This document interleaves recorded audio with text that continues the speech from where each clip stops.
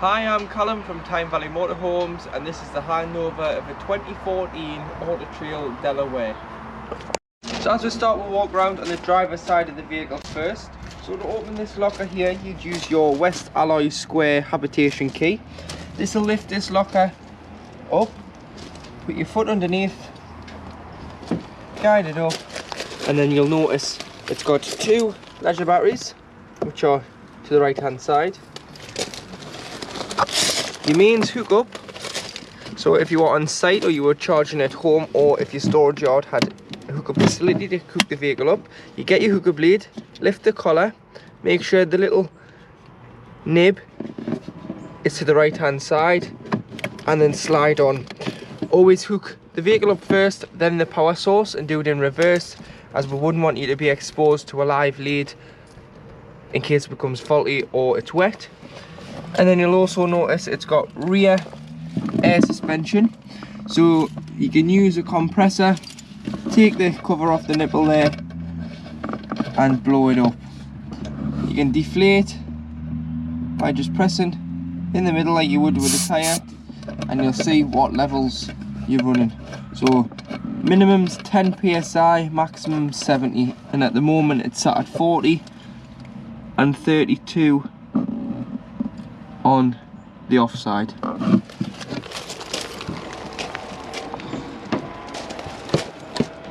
You've got some storage behind your kitchen cupboard. External shower point, so you'll get a bullfinch connection which connects to the vehicle, and then on the other end of the trigger gun, on the other end of the hose, you have a trigger gun. So as long as the pump's on to pressurise the water from the boiler through the pump to the taps, you'll get pressurized water. If not, go and turn it on the main control panel, which I'll show you once we're on board. And then you can either have hot or cold water or a mixture, which is great if you're hosing the dog off the boots or the bikes or the kids. But you will need to have the hot water on prior, otherwise if you haven't had the hot water on, don't expect to just get instant hot water.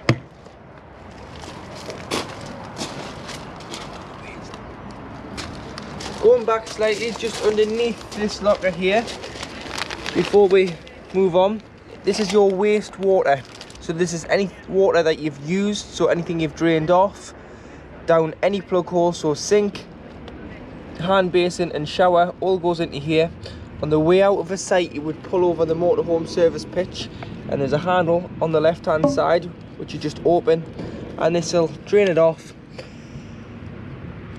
In the winter, it's very important that you do drain it off, because you wouldn't want the water to freeze, because you can get frost damage, which isn't covered by any warranty, and it's expensive because it will crack the pipes and the tanks. So make sure that's drained off. To fill your fresh water, this is your fresh water intake. So it opens with the round-headed key, as it's a lockable cap.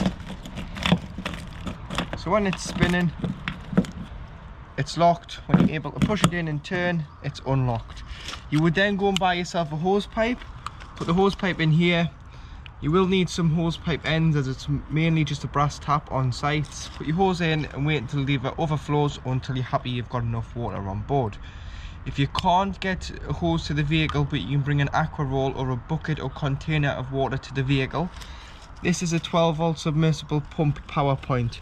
So if you get a wheel submersible pump, you'll be able to put the two pins in here, one end in there, and then drop the other end into the water container, and it will suck the water into the vehicle.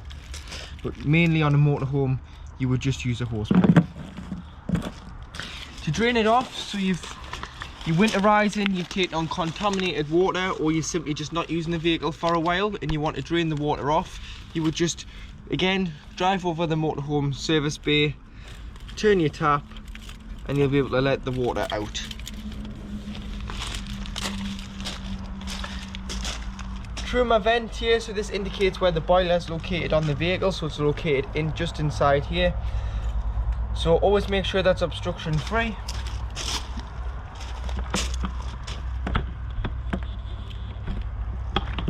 And at the back, you do have your garage. So there you do have your wheel submersible pumps. So there's one with the vehicle, and there is your shower hose. You've got your awning and your after bars, your carpets in the back there as well. And then coming to the back of the vehicle, you've got your high level brake light, and underneath you've got your built-in reverse camera. Behind this panel, so it opens with the main habitation key as well, take the auto trail badge off, take the nut off, lift the GRP panel off. Behind there's a full-size spare wheel. And then fitted you've got a PWS bumper protection bar.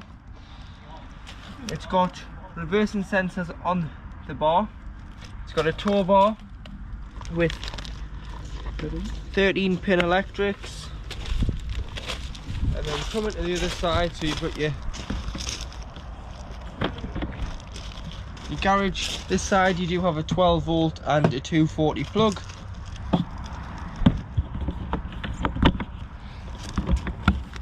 You've got your external gas point, so if you are wanting to use a barbecue or a oven heater, you can use a Bullfinch connection to go into here. It will use the main bottle on board instead of carrying a spare. You put your Bullfinch connection in, you need some gas hosing, which is orange, and some Jubilee clips to connect it up. But instead of carrying a spare bottle, you would run off the LPG on board the motorhome.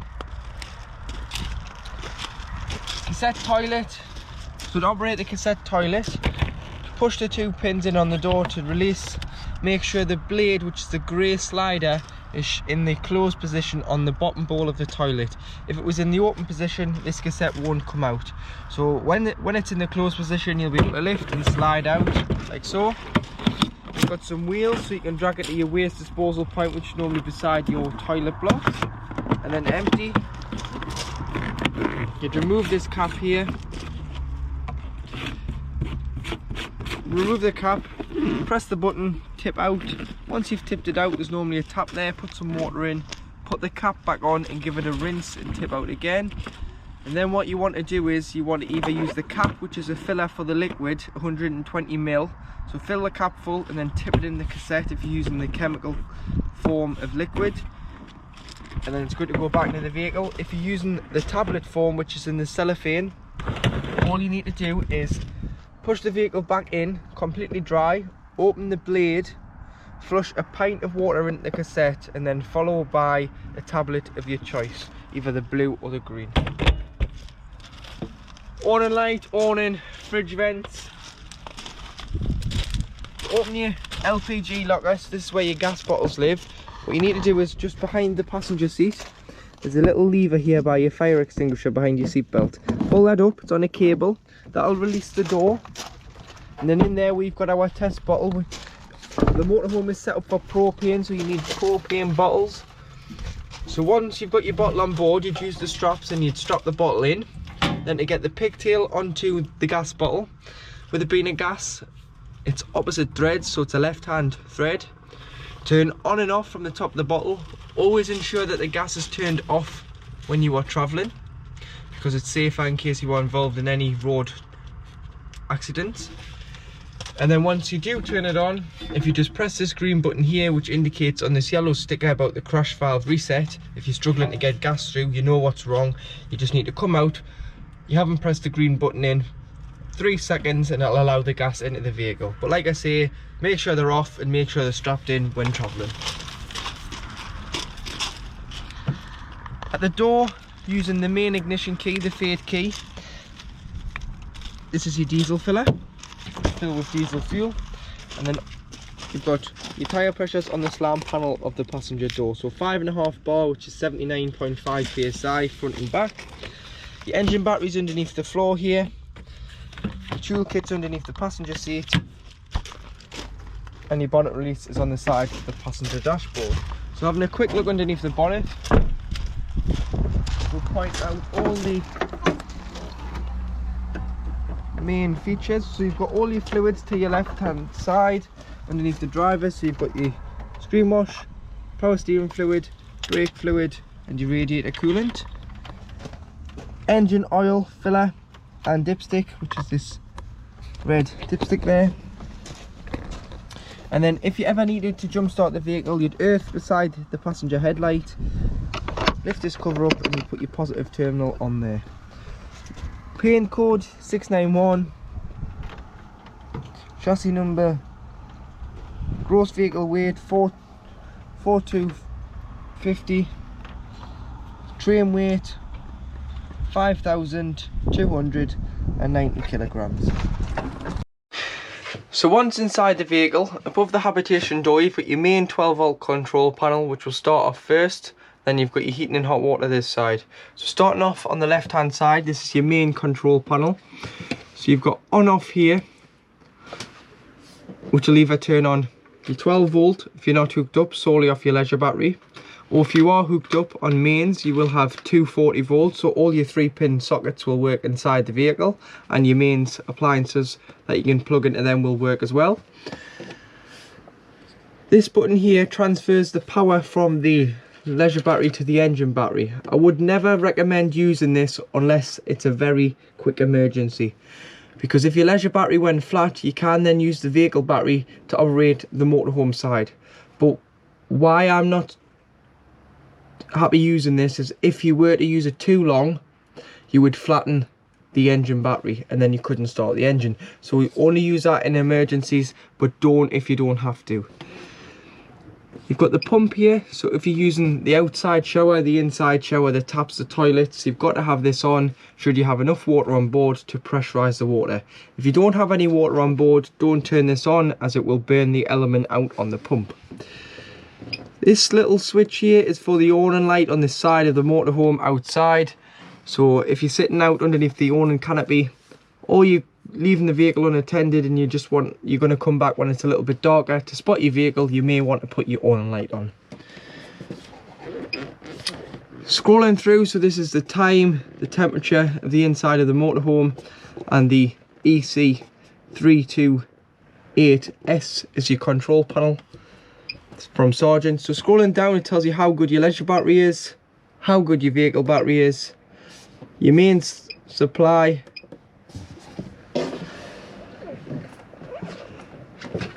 you've got your fresh water level, so it says 25% full of fresh water, your waste 0 because we've opened it from outside, you've got your external temperature, your current of amps that are currently coming off the leisure battery. So this is what's being used at the moment, so 0.2 amp. Your pump, just leave that as it is, you don't need to touch that. You don't need to touch that either. You've got your clock, so you can set your clock if you want to go in by clicking this one here, the middle one, change your time. Set an alarm should you need to, and you turn your alarm on and off by the middle one again, and then event timers just the same. To this side, you've got your 2 water settings, so you've got off in the middle. Starting at the top, you've got 60 degrees of heating your water on its own. Then you've got 40 degrees of heating your water on its own, so you'd use 60 if you were doing the dishes, 40 if you were showering. Off in the middle, heating on its own with no water. So if you didn't have any water on board and you just wanted to heat the vehicle, you would just use the gas flame on its own. And then at the far bottom, you've got heating the water at 60 degrees and heating the vehicle. Then you've got the thermostat, which is 1 to 5. 5 is equivalent to 30 degrees, and you would just adjust that accordingly to the temperature you want the vehicle to be at. So starting again, 60 degrees of heating the water, 40 degrees of heating the water at the top, off on the O, heating on its own on the gas flame, and then the gas flame and 60 degrees is heating and hot water together. This side you've got which energy source you want to use. So you've chose what setting you want, either your heating, your hot water, or both together. Now you want to know which energy source to use off. So you've got at the top 2 wiggly lines, which is 2 kilowatts of electric. So depending on the amperage that the site gives you through your hooker blade, normally you can use 2 kilowatts of electric on most camping and caravanning clubs, bigger sites. On smaller CL sites, you may have to use 1 kilowatt, which is this one wiggly line below. Then you've got gas on its own if you're wild camping and you weren't hooked up at all, because you would have no other source available bar than gas. And then you've got gas and 1 kilowatt, which is mixture 1, sorry, and then you've got mixture 2 at the bottom, which is gas and 2 kilowatts. You'd use gas and 2 kilowatts more in the winter should you be away and it's very cold and you want to get the van to temperature quicker, give it a boost, or give the water a boost. Use that for 10 minutes and then don't waste your gas any longer than necessary, and then you would just turn it up to 2 kilowatts. But if you weren't in a desperate need to heat the vehicle, you would just use electric if you're on site, gas if you're while camping, and then mixture of 2 if you were in desperate need of heating the water or the vehicle in the winter months. At the back of the vehicle on the Delaware, you've got a fixed island bed. This is obviously in the raised position because I'm going to show you the boiler underneath in a moment. Wardrobes on either side, got your lights, and then you've got your individual reading lights on both sides with storage above. TV points and TV brackets on that side. Handy storage in the top there. Storage underneath. Concertina blind to shut the bedroom off if you've got people staying at the front of the motorhome. There's your telly points with your TV bracket. To open this skylight, it's just a wind one. So using the winding handle, you just wind it open and wind it closed. Ensure that all your skylights and windows are closed before you do start travelling. Blackout blind and fly screen on there as well. So going underneath the bed, you've got some storage. Got 2 gas taps there. Any problems with gas, turn the bottle off to be safe. The gas taps located around the vehicle are for when the vehicle is annually habitation serviced to make sure that the gas is working to the correct standards. At the back here you do have your boiler. So your boiler not only heats the vehicle but it heats the water. So it's got a 10-litre water container within it. In the winter when not using it, it's very important that you drain it down. Failing to drain it down will break the boiler. It's not covered under warranty because frost damage is your responsibility. It's a thing that's not covered under the warranty. So what you need to do is drain the boiler down. So to drain it down, located next to your pump is this yellow toggle. This is your boiler drain down valve. What all you need to do, lift it up, leave it in the stood up position during the time you've got the vehicle in storage. Open the fresh and the waste outside to eliminate any water being frozen in them underslung tanks. Open all the taps within the vehicle to stop any airlocks and water again being frozen in the pipes within the motorhome, and to remove your shower head from your shower hose and lie that in the shower tray. Once you do come back to reuse the vehicle for the upcoming season, shut your boiler tap, shut the taps outside, shut all the taps inside the motorhome. Then go and get a hose pipe and fill the vehicle with cold water.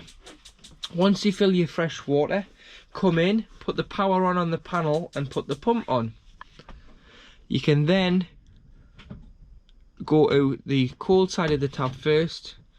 The cold water should automatically be pressurized because it's pulling from the pump from the underslung tank.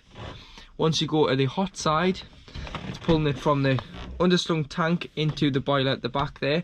So it's going to cough, splutter, make all sorts of noises because it's pushing the air out through the taps. So don't be alarmed, just let it do its cycle until you get a free flow of water from the hot side of the tap. Then the system is primed. Once you've done one tap, try them all and then you're good to go. But remember, it's very important to drain it down, otherwise that boiler is going to cost you a lot of money if you forget. So in the kitchen area you do have 3 lit gas rings on the hob and 1 electric hot plate, which is this one, which indicates by the red light. Once you've had these on for any length of time, if you do allow them to cool down before you put the glass cooker hood down to stop it from smashing, because if it's too warm it will shatter. And then below you've got your grill, so you may want to take your grill pan out when travelling or wrap it up. And underneath you've got your oven, and you probably want to do the same with the oven shelf.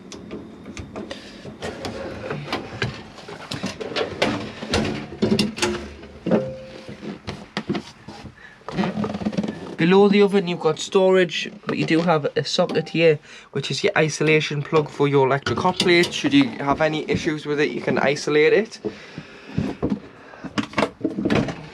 cutlery drawer and some storage below the sink. And then in this one here you do have the pull out racks, which you've got 3 of.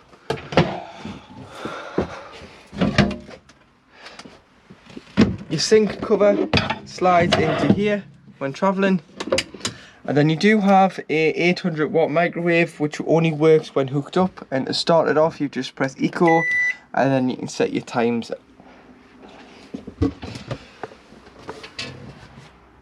Cup rack, bowl rack. This one is fitted with aircon, which is an optional extra. They don't come standard with this.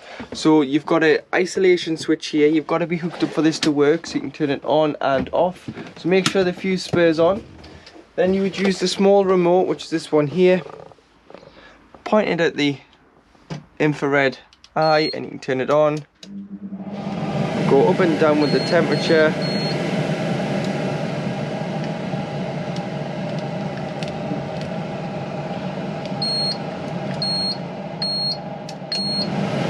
Got mode there which you can go through, and then you can set timers on here, and you can press lights, and the lights will come on around the air conditioning unit. And then press off, give it a moment, and it'll turn itself off. But as you can see, the aircon's off, but you've got the lights on, so you can just use it as a light if you wish. To the other side of the kitchen, large storage up above the fridge freezer. Got your freezer box and your fridge. So when you're winterizing the vehicle as well, it's very important that you clean your fridge and freezer out. So take your remaining shopping items out, clean it out with some anti-bac cleaning solution, and then what you want to do is you want to leave the doors open. And to do so, you've got 2 of these. You've got one here, one there. I'll show you on this one. If you press the little nib in, slide it out, the 2 tabs come out. And then if you go to close the door, you'll notice it doesn't close fully. You get your fingers down the seal, so it allows air to circulate in and out the fridge and freezer. Otherwise, if it didn't, all that cleaning you've done it for no good, because it's just going to become smelly and mouldy, and mould will start growing in the fridge and the freezer. So to operate the fridge and the freezer, got your control panel here centered between the 2. Turn on and off here. You'll notice you've got 3 sources. You've got hookup, which is the mains, which will act as a 240 volt fridge freezer. You've got gas, which you'd use if you're wild camping and you didn't have access to any power. You hear it clicking in the background until it ignites. It's just pulling the gas through. And then you've got the battery setting here, which if I put it on, it will fail, because that is a feed from the engine when the engine's running. So like it is now, we've had this on overnight and it's pre-chilled. So what you would do is, if you were keeping it at home or you were moving from site to site, obviously if you were keeping it home, a day or 2 before you go away, you would hook the vehicle up, you turn your fridge on. The night before, you'd go away in the car, bring the shopping back to home and put it in the van. Leave that to chill overnight.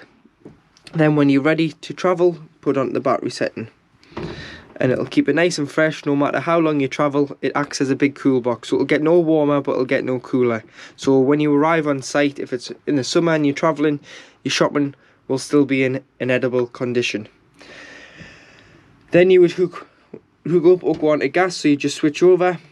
And if you are traveling from site to site, just pop it on the battery, because it'll be like it is now. It'll be pre-chilled, so that you can travel and you're shopping safe. You can press A. A stands for automatic energy selection, so it'll do its own thing. So you shouldn't have to change the energy source. Depending on what source is available, it'll choose the best one. So at the moment we're hooked up, it's on hookup. If I was to take that out, it would go over to gas. If I was then to start the engine, it would go to the 12 volt setting, and vice versa. Just note with the automatic setting, it does wait 20 minutes before lighting on gas once you turn the engine off. Just because if you pull into a petrol station and the last thing you've had it on is battery, which it will be because it's on automatic, it won't be finding mains hook up, it won't be finding the 12 volt feed, but if you've left the gas open, it may find gas. So it's automatically programmed to wait 20 minutes. So if you're struggling and you're going wild camping and it's flashing and it's beeping and you're thinking why, all you need to do is press the gas manually. It's beeping there now because I've got the doors open. It's just telling us that the door is open. Temperature this side,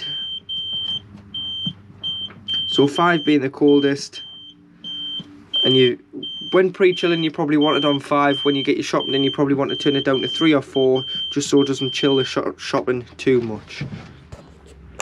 So in the front of this one you've got a half dinette. So you've got 2 extra travelling seats which don't come as standard. This has been opted when the vehicle was manufactured. So to make this bed up, what you need to do is slide this out, get rid of that, and you'll notice between this wood here and this wood here, this board sits. So slide that out. You would then use your table, which slides onto here, and then this one would just slide out like so, and you'd use that infill cushion there into here, and you've got yourself a bed at the front. That's if you need to use it, but as this is the Highline version, it's got the double bed above the cab. So you would slide this out, your ladder would clip on here, and then you would just turn the mattress over, and you've got a bar between some material which clip on both sides if you're putting children up there to stop them rolling out. In the cupboard above your lounge, this is your power supply EC500 unit. So located on the sticker is all your 12 volt fuses, so what rating and what does what. So it would be a good idea to carry some spare blade fuses, which are all located here. You've got a system shutdown button, so if you didn't want a power drain you can turn this off, but please note when you turn this button off, the head unit in the dash doesn't work because it's not getting a feed from the battery. So if you're taking it out for a run in the winter, which we advise, and you're wondering why your radio or your reverse camera's not working, it's probably because you've turned this off. This is all duplicated off the control panel. You've got all these buttons here, just leave them on. You can turn them off, but just leave them as they are. It's for your charger, your space heater and your water heater when hooked up.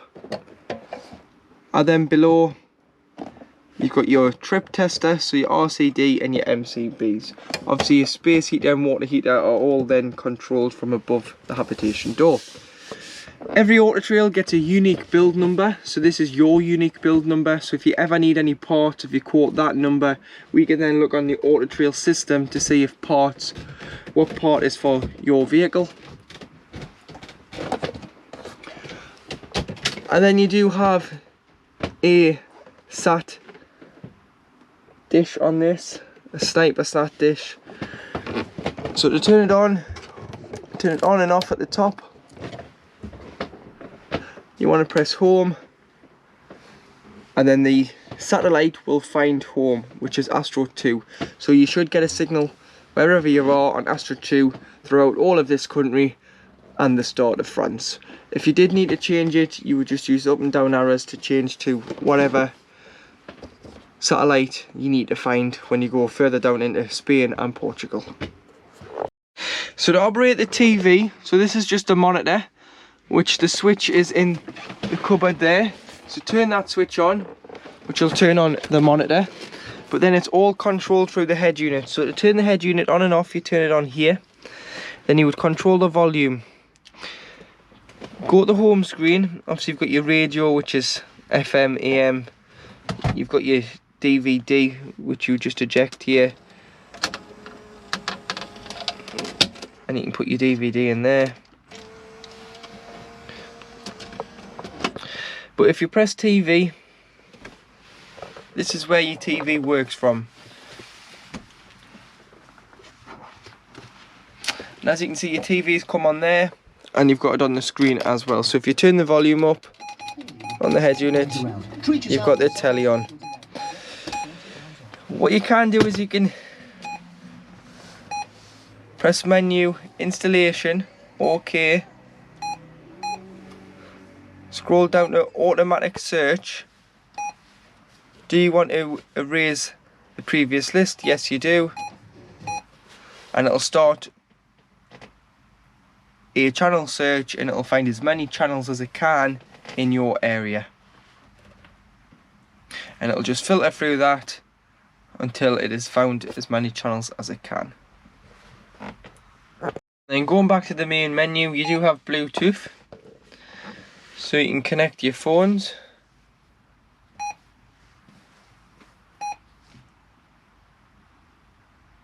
So you would find on your device this head unit by searching, press pair, and then it'll ask you if you want to download your phone book, and then if you click phone book, all your calls will be there in contacts once your phone is paired.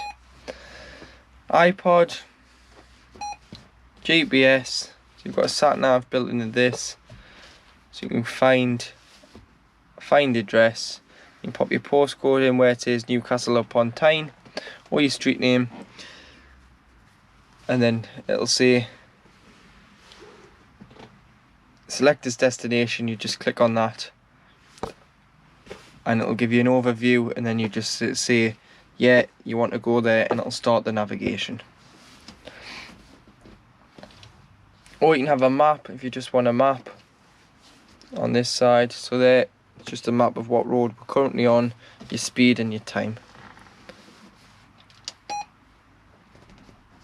And then your radio, obviously you can press 1 to 6 to save your favourite radio channels. And then if you press SRC/nav, it'll just filter through and skip through the various settings. So it's gone back to the telly there, so that's after the tune. You've got the telly, and you've also got this little remote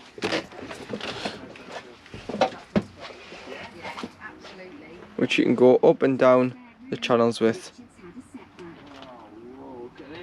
So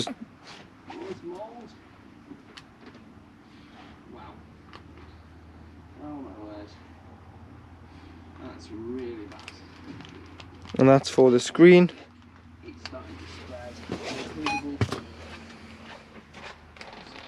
There's no air being flowing through the boxes.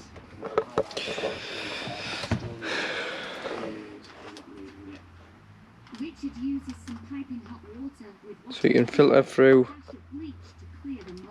with this one.